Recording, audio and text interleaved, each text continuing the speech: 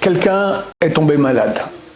Et Baruch Hashem, Dieu fait un miracle, ou un miracle caché, et il guérit. J'ai un voisin qui est le fils de mon cousin, qui a eu la sale maladie. Un jeune homme de 23, 24 ans. Et il y a un mois environ, un peu plus, un mois et demi, d'accord, je le vois, il était chez mon cousin, il parle le matin, il va à la synagogue. Alors je le rattrape. Nous, comment ça va, etc. Je remercie Dieu 1 million de fois par jour. Il m'a sauvé, il a guéri pour le moment, Baruch Hashem, pour toujours.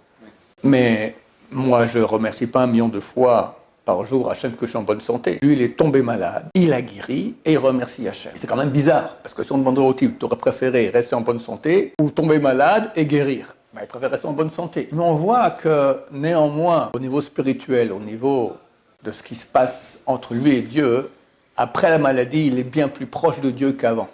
Et s'il n'y avait pas eu la maladie, il serait moyen. C'est ça qui s'est passé à la sortie d'Égypte. Ben Israël ont souffert en Égypte, terriblement.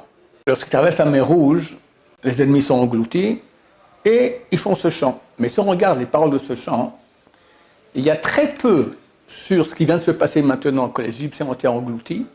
Il y a énormément sur la grandeur d'Hachem. Que Dieu est grand, il est comme ci, il est comme ça, etc., etc., etc.